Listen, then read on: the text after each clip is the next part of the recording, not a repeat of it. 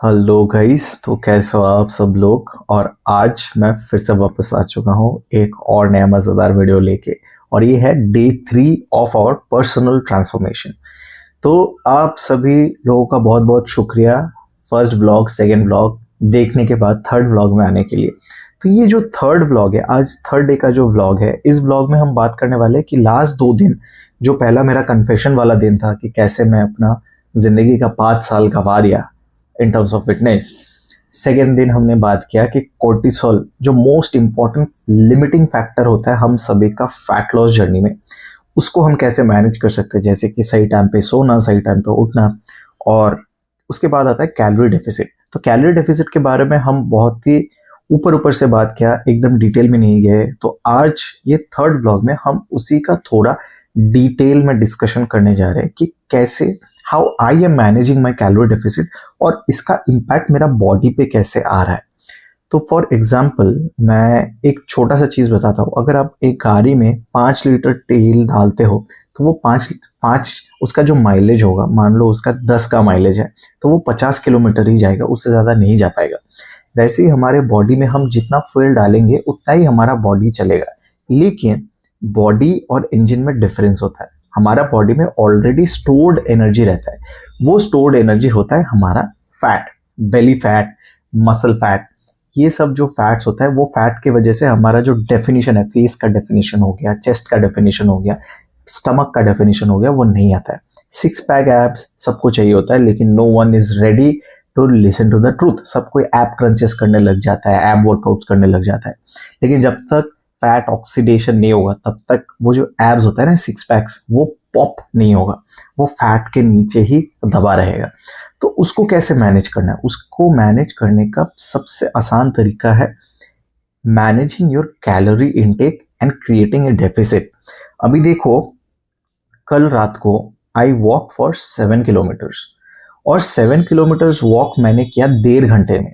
अबे बहुत सारे रनर लोगों को लग रहा होगा कि ये तो भाई बहुत स्लो वॉक किया है, लेकिन ये क्यों किया है उसका भी मैं पूरा रीज़न बताने वाला हूँ। क्योंकि मैं पहले ही बता दिया हूँ कि मेरा जो वर्कआउट टाइप है वो हार्ट रेट बेस्ड है। तो हार्ट रेट को जनरली हम 5 डिविजन में डिवाइड कर सकते हैं। पहला होता है जोन 0 एंड जोन 1, दूसरा होता है जोन 2, तीसरा होता है जोन 3, चौथा होता है जोन 4 एंड लास्ट में आता है जोन 5। तो ये जो 5 जोन का डिवीजन है, पहला जो है जोन 0 एंड जोन 1, उसमें जनरली हमारा रेस्टिंग बॉडी रहता है। रेस्टिंग हार्ट रेट 70, 68, 65, 60 जनरली मोटे लोगों का नहीं होता, हेल्दी लोगों का नहीं होता, वो बहुत फिट लोगों का होता है।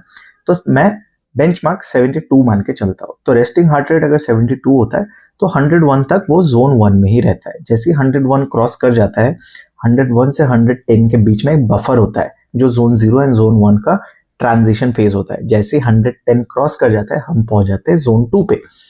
अभी जोन 2 में मैं इतना क्यों फोकस कर रहा हूँ?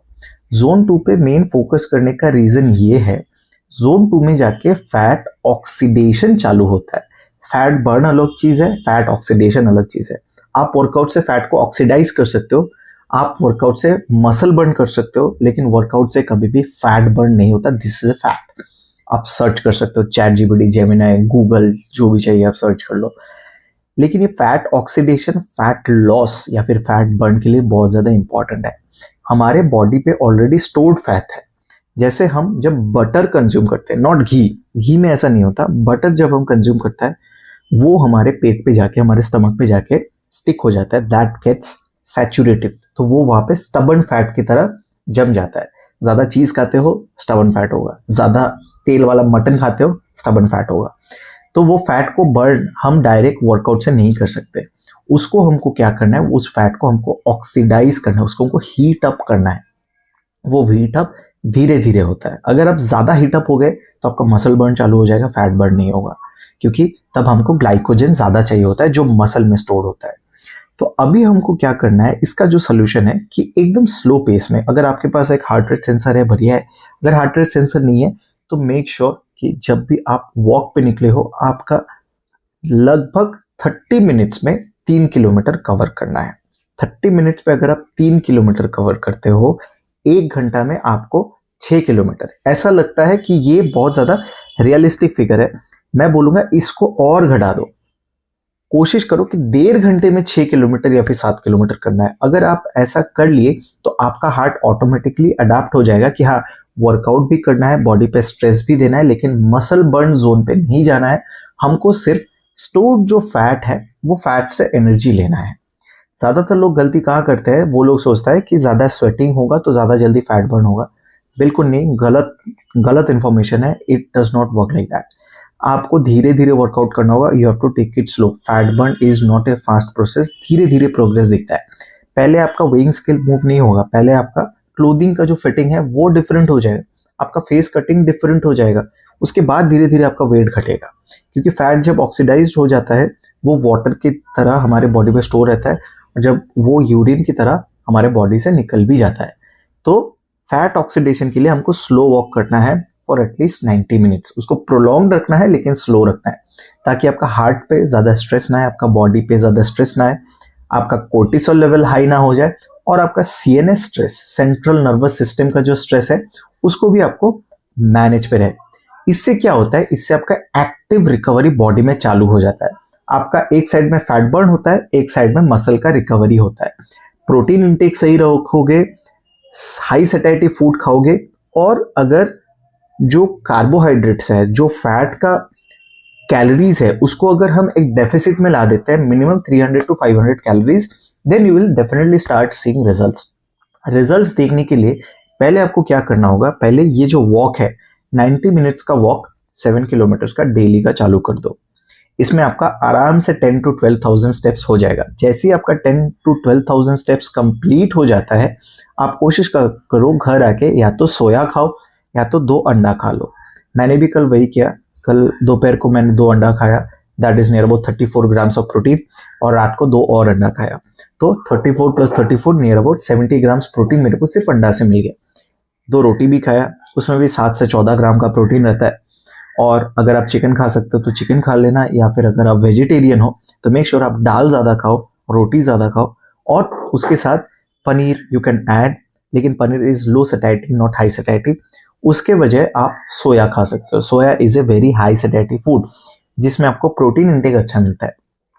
प्रोटीन अगर आपके बॉडी में ज़्यादा रहेगा तो जब भी आपके बॉडी में जब भी कुछ स्ट्रेस आएगा, वो स्ट्रेस का एनर्जी सोर्स होगा आपका fat, not from your protein.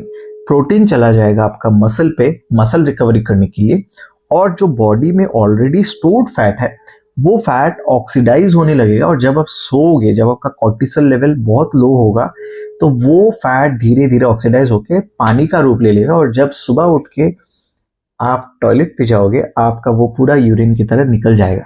तो fat loss journey is not a fast process, it is not a difficult process, लेकिन लोग इसको ज्यादा सोच के, ज्यादा दिमाग लगा के डिफिकल्ट बना देता है। Sweating is not equals to fat loss.